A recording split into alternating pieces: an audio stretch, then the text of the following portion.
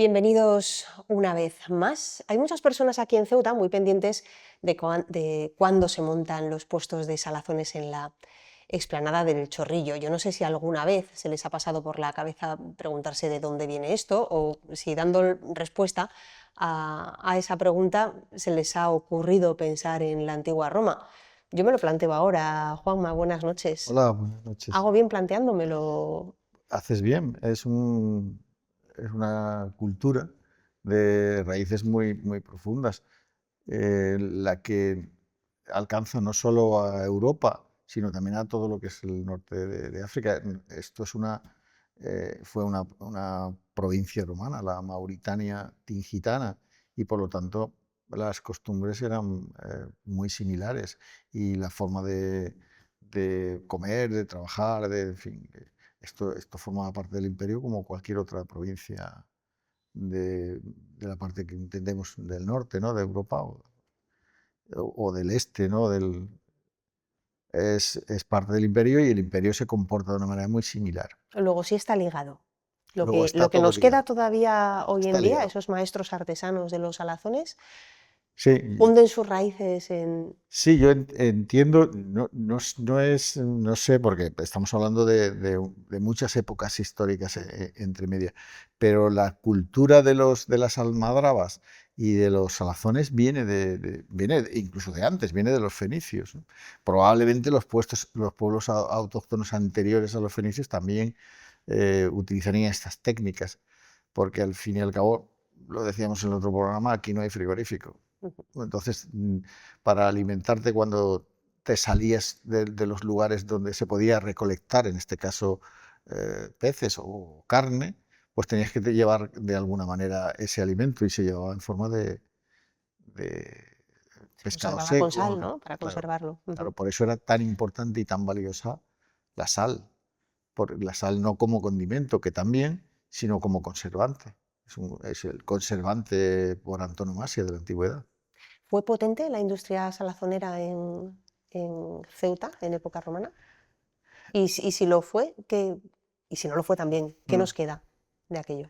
Vamos a ver, hablábamos en otro programa también de lo que se define como ese El círculo del círculo del estrecho. Es decir, estrecho. estamos hablando de una zona que tiene una gran riqueza piscícola y que se explota al máximo dentro de sus capacidades en en época romana. Y eso hace que florezca una potente industria en todo ese círculo. Hablamos desde Gades hasta, bueno, podemos incluso llegar más arriba, pero hasta Cartagonova, por coger toda esta zona, es decir, desde Cádiz hasta Cartagena, por el norte, y en el sur, pues bajas desde Lixus, incluso más abajo, recorres toda la costa hacia nosotros, hacia donde está eh, Tánger y después Ceuta, y sigues por toda esa zona y todo eso es una especialmente productiva para esto. Y entonces eso genera un comercio y una industria principal y otras asociadas, ¿no? Y aquí lo tenemos en Ceuta. Si vemos a nuestro alrededor, estamos viendo un montón de ánforas. Y eso también es una industria. Es decir, había que producir esas ánforas porque eran los elementos en los que luego se transportaba el pescado, el garum, el aceite, el vino, era el recipiente que se utilizaba. Luego, también se desarrolla en el norte de África una de las industrias más potentes de fabricación de, cerámica en todos sus aspectos, ¿no? La terra sigillata que se llama, pero Terra sigillata. terra Un terra sigillata. sigillata. Lo sabemos por los sellos, ¿no? Porque ellos les ponían sellos del fabricante. Pero fíjate que estamos hablando de Ceuta, hablamos de que aquí, probablemente un poco más adelante, donde estamos, estaría la, la- la fábrica donde se producía esos salazones y por lo tanto el garum también. Entonces, todo ese movimiento que se genera, que estamos diciendo, por un lado la fabricación de recipientes, por otro lado la propia producción de, de esa- de esos salazones, la captura del pescado, bien sea en almadrabas o con barcos pesqueros, el transporte de esa mercancía hacia otros puntos del imperio. Es decir, todo eso Todo eso generaba. requiere mucha mano de obra. Claro, todo eso requiere de una serie de industrias que van concatenando su trabajo unas con otras. ¿Y qué pasa? Pues que si hablamos de ese círculo, el centro de ese círculo estaría muy bien, perfectamente situado aquí, es decir, en la zona del Estrecho, porque es una zona de paso de muchos, ya lo sabemos, porque sigue habiendo Ujú. almadrabas. eh, Pasan muchos peces de un lado para otro y servía para capturar y obtener bastante materia prima con la que desarrollar toda esa industria salazonera, Ujú. que, como decíamos antes, en otro programa, y lo repetimos, se exporta a todo el imperio, mm, con un especial cariño por aquello de que podrían vender más caro a, a la propia capital, que es Ujú. donde habría una demanda muy fuerte porque la población de la capital era muy importante, era la ciudad más importante del imperio, pero se expandía a lo largo de zonas incluso remotas para lo que sería nosotros ahora, cuando hablamos de Germania, para ellos era Germania o Alemania, el límite donde tenía la frontera, pues por allí también se consumía el garum. Quiere decir que tenía que poder transportarse desde aquí. Por lo tanto, estamos hablando de una economía boyante que a su vez producía una gran cantidad de impuestos para el propio desarrollo del imperio, para el mantenimiento de las legiones, para el mantenimiento de todo el sistema. Riqueza. Ujú. Riqueza en el sentido ¿Qué más papel amplio. juega el agua en esta industria? Sin agua no puedes hacerlo. Sin agua dulce, entendámonos. Hacemos todo esto al lado del mar. Ujú. Y dices, bueno, pues agua tienes. No, agua dulce. Hay que limpiar, hay que hacer una serie de maniobras, lo que Y necesitas. entonces no se desalaba, ¿o sí? Entonces no se desalaba, se captaba el agua, ni se bombeaba Ujú. tampoco. Se captaba el agua y tenía que venir por gravedad. Cuando nosotros seguimos llamando, tú decías lo de los salazoneros, que probablemente tengan mucho que ver con esos orígenes eh, cartagineses o romanos, pues también por los nombres, ¿no? Cuando decimos arcos quebrados, seguimos utilizando esa denominación para una zona de la ciudad. Y es que ahí es donde se captaba el agua. En el arroyo que hay en esa zona se captaba, ahora ya está ocupado por parte de la población y ya está ocupado por viviendas y todo eso, y ya no queda prácticamente nada, pero ha quedado el nombre. Y ese acueducto bordeaba toda la franja de costa y llegaba hasta la zona donde se consumía ese agua. Estamos yéndonos hacia la frontera, en la parte baja del Príncipe, Sí, eso es lo que llamamos arcos arcos quebrados. quebrados. Sí, la Ujú. subida al hospital, si quieres Y hemos de hacerlo. imaginarnos un acueducto. Debemos de imaginarnos un acueducto que pasaría venía cruzando el arroyo, quedaba un resto, no hace tanto, quedaba un resto todavía de ese acueducto, era un acueducto, una sección pequeña, pero que estaba ahí junto a la rotonda de acceso al hospital. Ujú. Ahí quedaba ese trozo, luego ese nos marcaba un poco la línea que vendría paralela a la carretera, más alto, porque eso tenía que venir con cota suficiente, porque decíamos, viene por gravedad, tenía que venir con cota suficiente para poder llegar a esta zona donde estarían probablemente las industrias y que el agua pudiera ser utilizada, es decir, que llegara con pendiente suficiente para que desde ahí se pudiera acopiar en una cisterna o distribuir no solo para las zonas, también para el consumo de las personas. Aquí no había una ciudad en el sentido estricto del término de ciudad romana con todo su equipamiento, si queremos, pero sí tenía que haber una población importante. Me parece que habíamos hecho por ahí unos cálculos que podía perfectamente 3 o 4 mil personas podía estar viviendo aquí en torno a toda esta industria. ¿Vale? Toda No esa sé, economía sí, toda esa economía atraía al final gente, pero no se conforma como una ciudad al estilo de Baelo Claudia, por poner alguna que está ahí comparativa. enfrente, ¿y por qué no?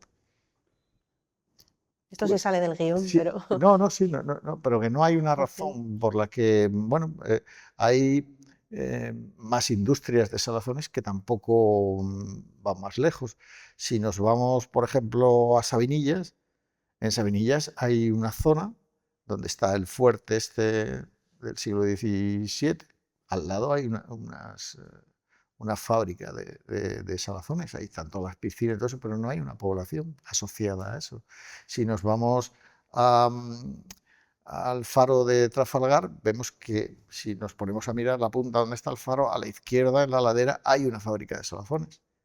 Ujú. Y toda aquella zona, lo que sería Caños de Meca, pues también hay una fábrica de salazones y tampoco hay una ciudad asociada a eso. Es decir, la industria pues a veces se desarrollaba en torno al concepto este en el campo, es lo que se llama las villaes, ¿no? Es decir, una persona con recursos pues construía una vivienda para él y para todos sus esclavos y todo eso, y una industria, la que fuera. Si iba al campo, pues la producción agrícola.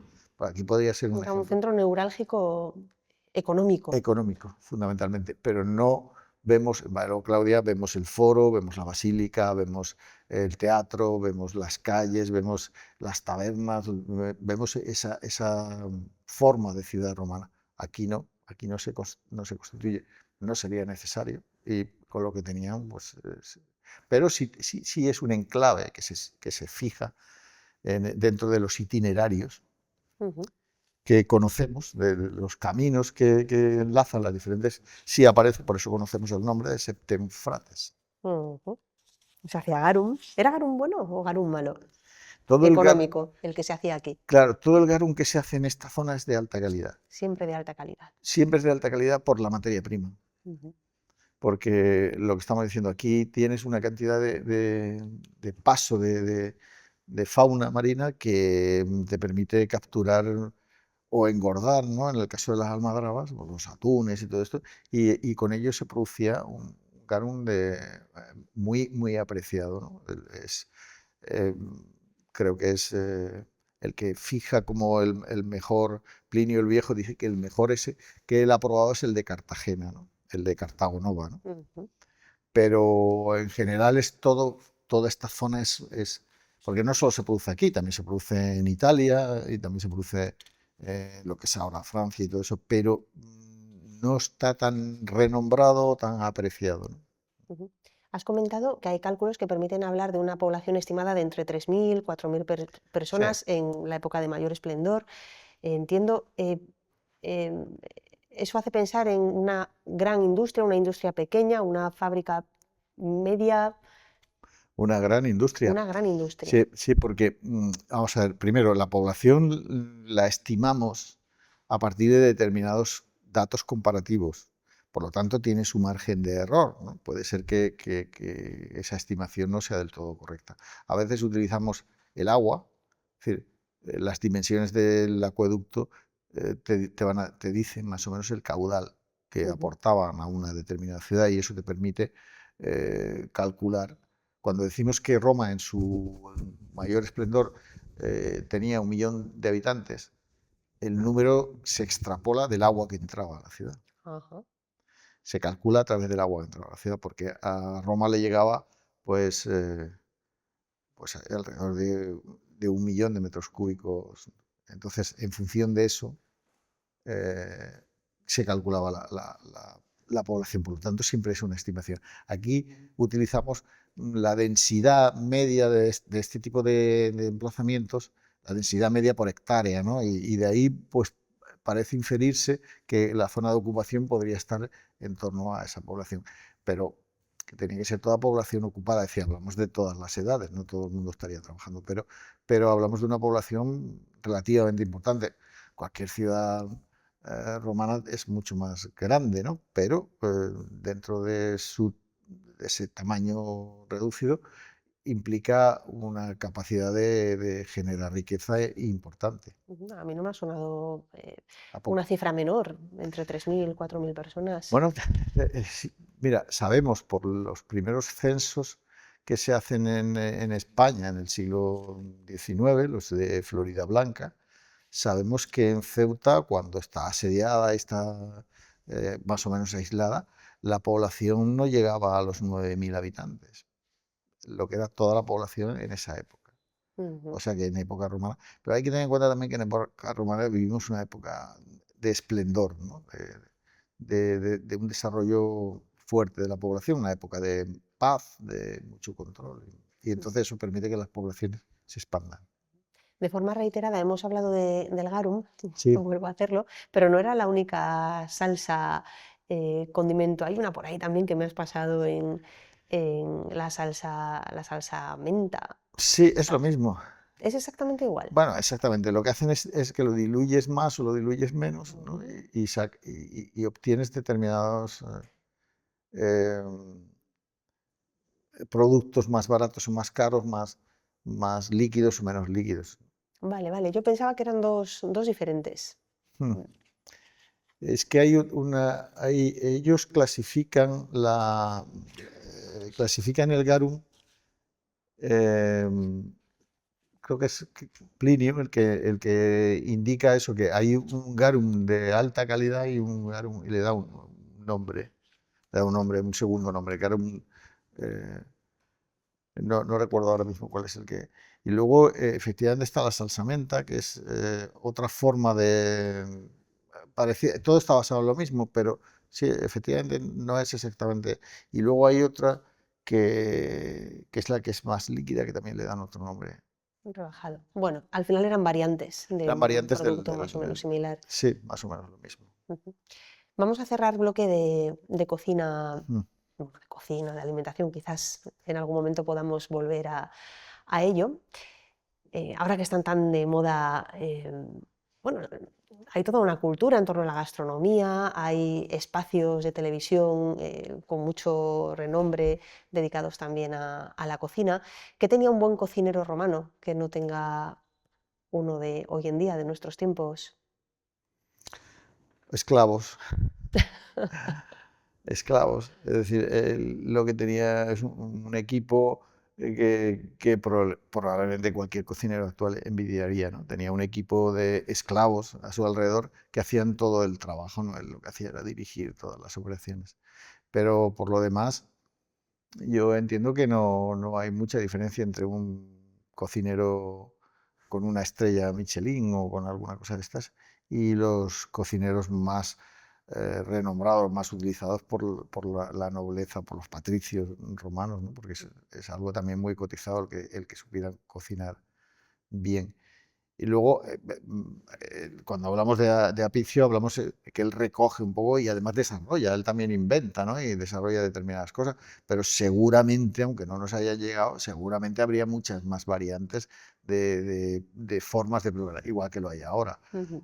Cuando decimos que hacemos la tortilla de patatas y cada uno tiene su forma, Diferentes gamas. Sí. pues yo me imagino Bueno, pero hay algo que no ha cambiado. La importancia de los recursos humanos, eso siempre facilita las cosas, como nos facilita también sumergirnos y aprender de la antigua Roma, el charlar contigo cada vez que lo hacemos, Juanma. Muchas gracias gracias a vosotros. y hasta la próxima. Volvemos en una semana.